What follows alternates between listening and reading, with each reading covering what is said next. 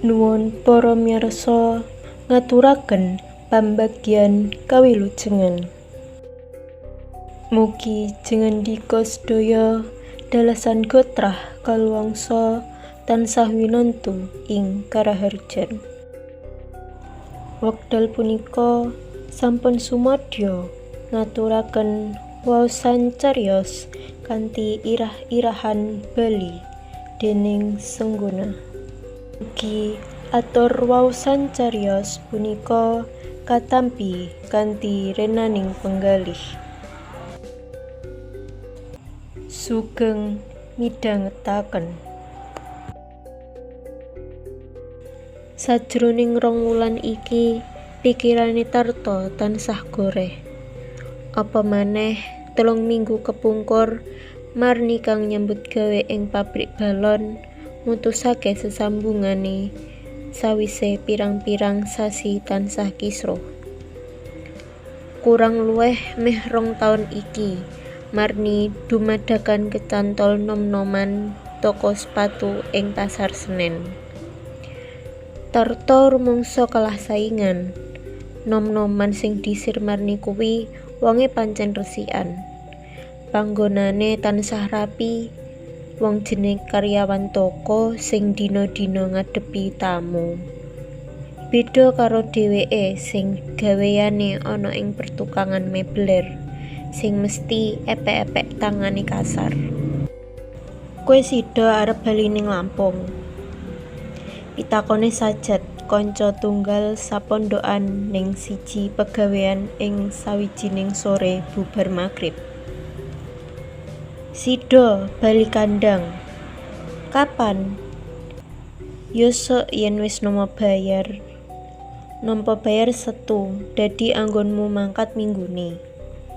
Tarta meneng, isih durung mangsuli. Upama aku dadi kowe, cowok siraku sing rampas Marni kuwi dak puateni pisan. Mlebu kunjara lawang isih enom ora penasaran. Luput ngono iku ora sida oleh Marni ya wis. Aku percaya banget yen Gusti Allah kuwi kagungan kersa liyane. Lan arep dak jupuk hikmahe wae. Mbok menawa luwih apik saka iki. Sok tanggal 1 wae aku wis nampa bayar. Bisa? Tapi aku selak kapengin bali. Wis 5 taun luwih pirang-pirang sasi. Ya wis. Koncone nugel gunem banjur nerusake. Muga-muga ning Lampung ing panggonan lawas kowe bisa sukses lan luwih sukses saka saiki. Apa saka panalitimu aku iki sukses? Maksudku, kowe bisa oleh jodoh ing desamu dhewe utawa kowe wis duwe simpenan. Tarta ora mangsuli, kejaba mung jupuk anduk banjur adus. Senajan Tarta wis nate omah-omah ing desane, nanging ing Jakarta ora nate ngakoni. Kanca-kanca lan liyane ngarani dheweke kuwi bujang kaset. Minggu-minggu sadurunge ninggalake desane utawa luwih cethane ninggalake omahe Kang Mas Ipene ing Trukan, klebu Laladan, Desa Karang Endah, Kecamatan Tembanggi Besar. Kurang luwih 1 kilometer saka kutha Tanjung Karang Mengalor. Dheweke kepeksa mulih ing omahe Kang Mas ing Trukan, sing adohe kira-kira 2 kilometer saka wates desa. Merga diatak mentah-mentah dikon lunga dening maratuwane, Pak Sandi Kromo. Uripe Tarta pancen sarwa mrihatinake. Marjanah sing dadi bojone pancen anake wong kecukupan ing desa kono. Beda karo dheweke sing wis ora bapa, ora biyung, ora bondo, ora kalungguhan. Mong melu Kang Mase sing tani utun manggon ing Trukan kono sing wis dienggoni mong 4 somah. Ewa semono Marjanah pancen seneng karo dheweke. Pepalang-pepalang nali kasesambungan biyen pancen ora setitik. Nanging bisa disingkirake. Sawise oleh setahun jejodohan, balik omahe katon rada gunjing. Dina-dina ana bae sing dadi sebab perkaran. Ora mung iku, anak angkate Pak Sandikro uga melu-melu campur tangan.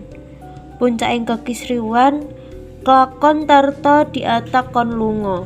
Sawise diganjari tempiling kaping pindho, pipi kiwa lan pipi tengen. Tarto kepeksa arep ngadeni tumindake maratuwane kuwi.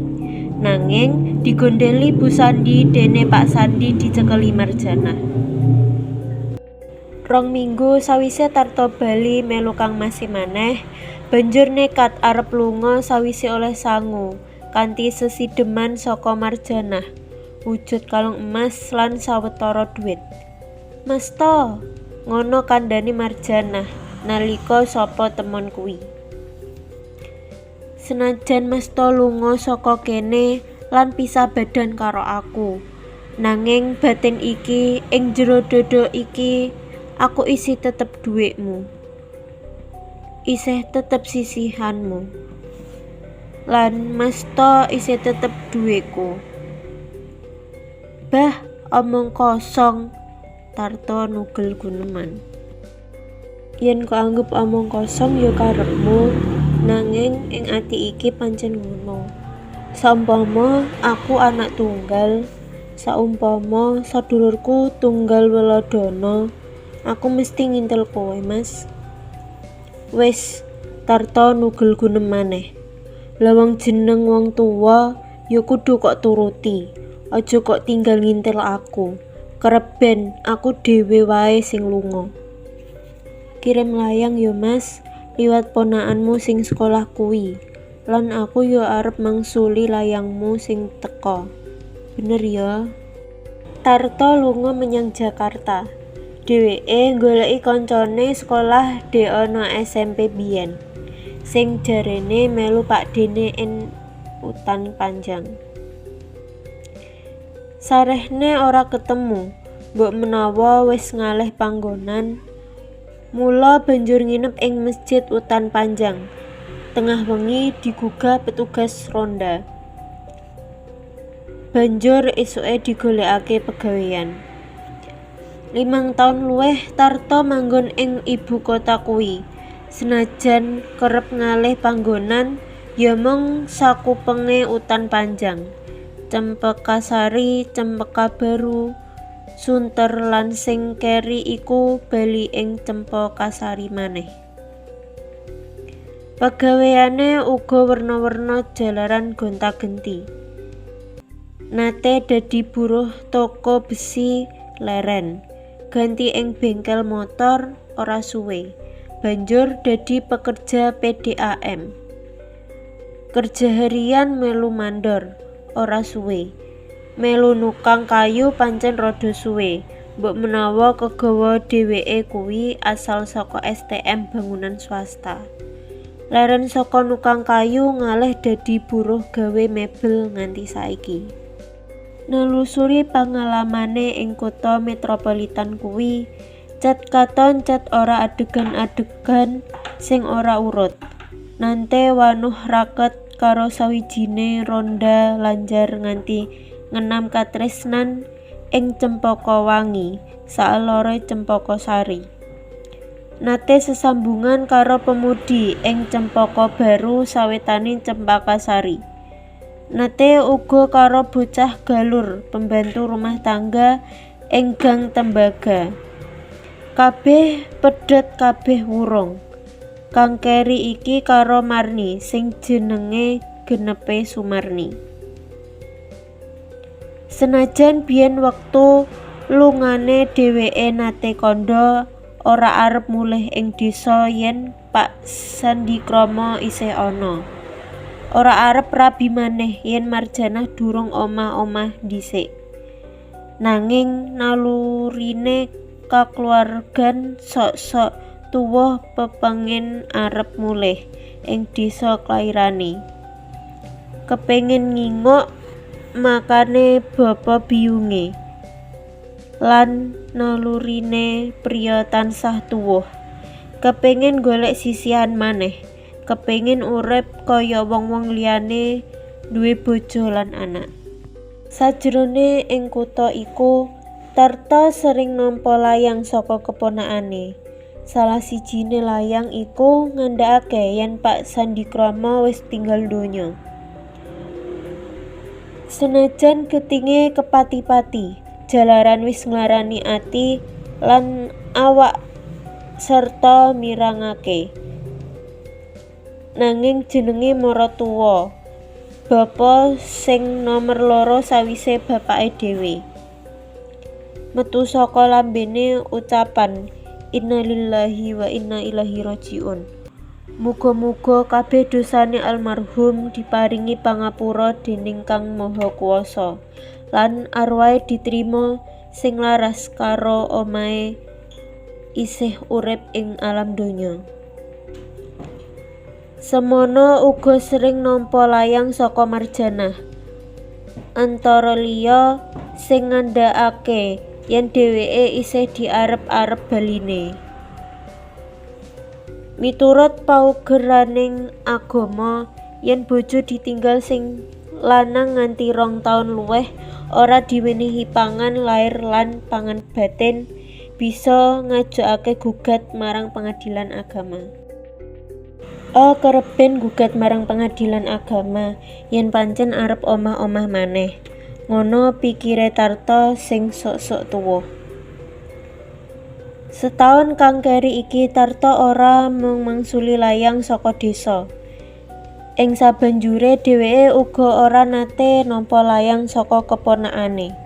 Apa dene saka Marjanah, jar anggone manggon wis ngalih. Pikirane Tarta terus nglayang. Samar krungu swara tembang sing enak dirungu. Samar krungu swara guyu renyah guyune wong bungah.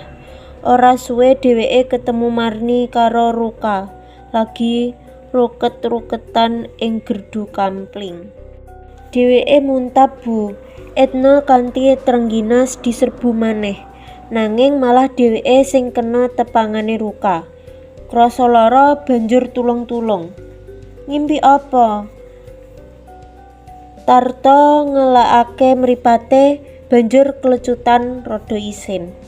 Saka lurung ngarep omah kaprungu swarane remaja padha gitaran karo nyanyi-nyanyi. Kadang diselingi guyu nyekakak. Isih durung jam 11 wis ngipi. Ngipi apa? Dioyak macan. Digebet ula, pitakoni kancane. Tarta ora mangsuli apa-apa. Swara TV-ne sing dipondoki isih kaprungu, lan swarane para remaja saya ngadoh, saya lamat-lamat. Gek turu maneh, gek ndang esuk, ndang awan, ndang wengi. Ganti dina, ganti wengi, ndang tekan dina Sabtu, ujare kancane maneh. Tarta ora mangkat dina Minggu. Dinane Senin dheweke ninggalake Jakarta. Gawane tas ransel ing sawetara sandangan. Ing bus, kapal laut lan bus maneh. Wektu-wektune kanggo nyawang kaendahaning alam. Sakiwa tengen sing dilewati. Persasat ora ngantuk. Kala-kala pikirane nglayang ing desa mbakyune Kang Mase, utamane Marjanah lan kanca-kanca liyane. Satekane ing terminal induk Rajabasa, enggal-enggal dheweke numpak bus Damri. Gegawangan ancase arep golek tambahan modal kanggo gawe usaha. Gawe meja tulis dipan apa dene lemari. Cilik-cilikan bae gumantung kekuatane modal. Pemasarane ing sakupenge Banjarjaya. Syukur yen Marjanah isih bener-bener nunggu kena dijaluki tambahan modal. Wondene upamane wis omah-omah maneh ya ora apa-apa. Satekane ing kota kecamatan, wayahe wis bubar asar, durung arep terus ing desane. Arep ngaso dhisik ing warung. Pirang-pirang jam tansah lungguh bae keselen mlaku sedhela nalika arep numpak kapal ing Merak lan mudhun kapal ing Bakauheni. Merapi Mas, aloke sawijining nom-noman. Mengke rumiyin wangsulane cekak. Empun ajeng mangkat, kandhane nom-noman mau maneh. Lah, monggo bidal rumiyin, kandhane maneh.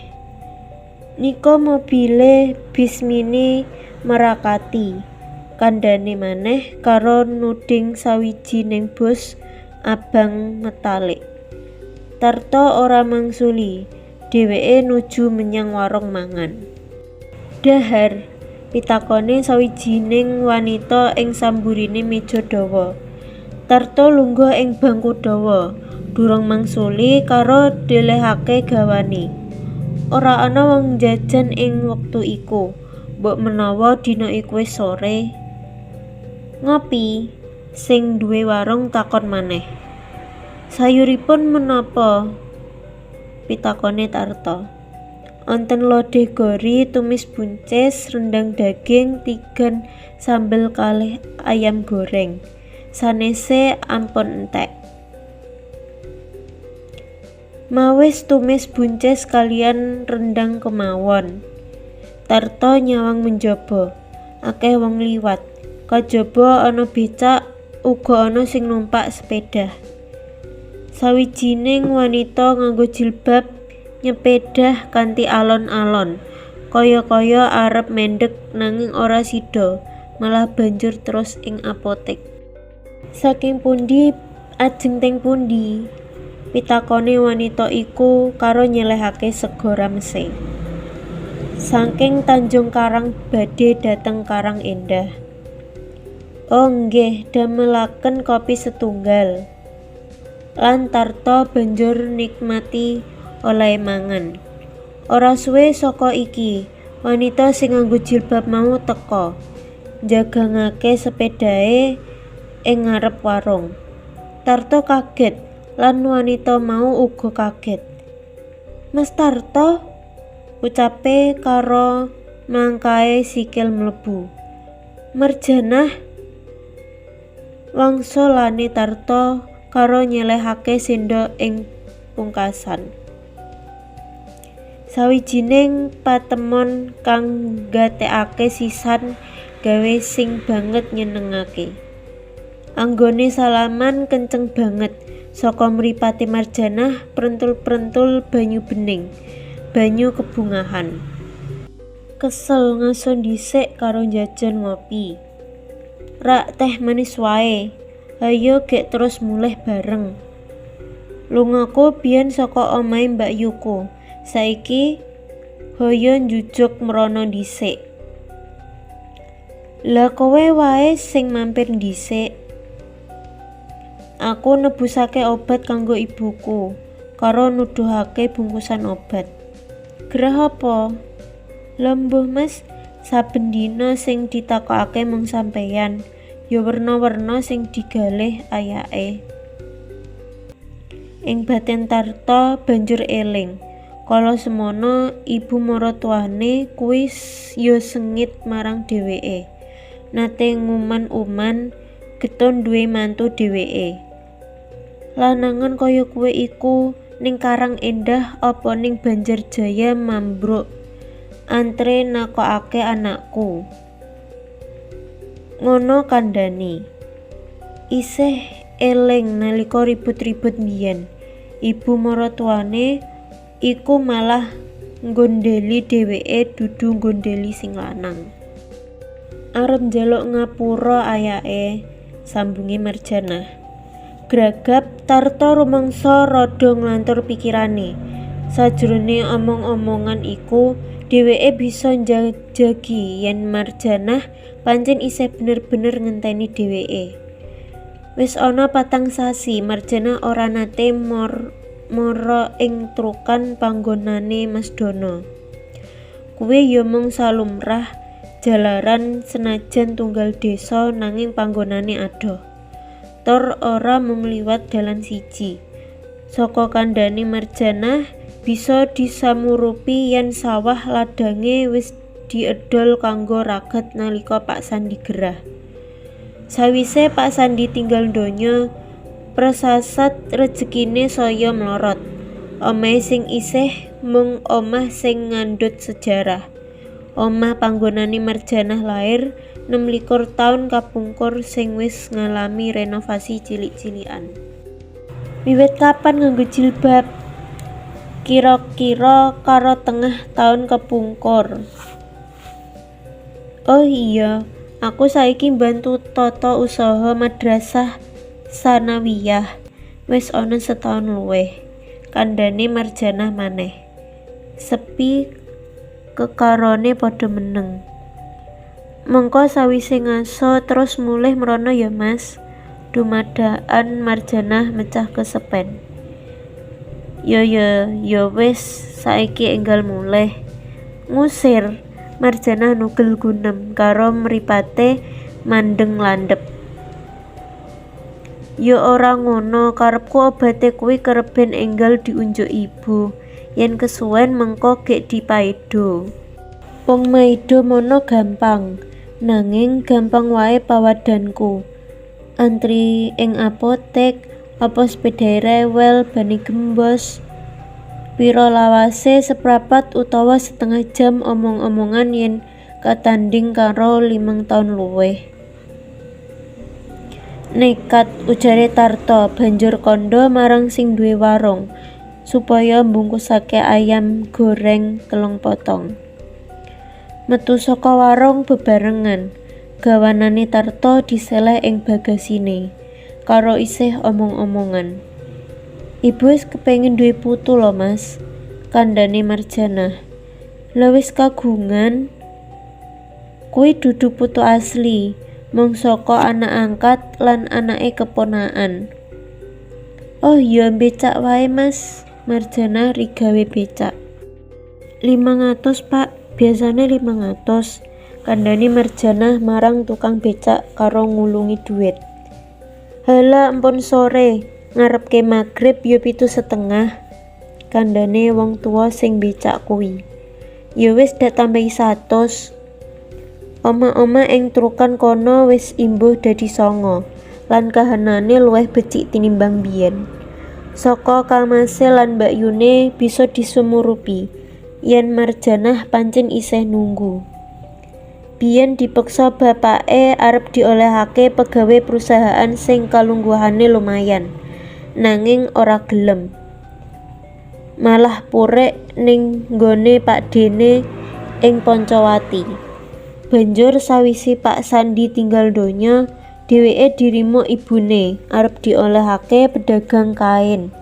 Mung sing maju ing Bundarjaya ya meksa ora gelem.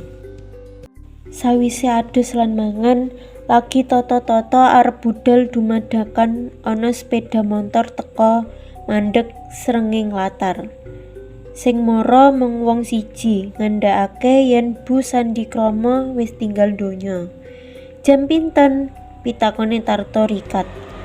Niku wau ngarepake magrib, kira-kira 10 napa seprapat jam sederenge Mbak Marjanah dugi saking numbasake obat. Wong sijine wis ngenggokake montore maneh arep ngabari liyane. Mekaten menggah pungkasaning cariyos kanthi irah-irahan Bali dening Senggona. Mugi atur waosan cariyos punika saged dados panglipur sawatawis. Kula nyuwun gunging samudra pangaksami awet sedaya kakirangan dalah kalepatan anggen kula ngaturaken cariyos punika.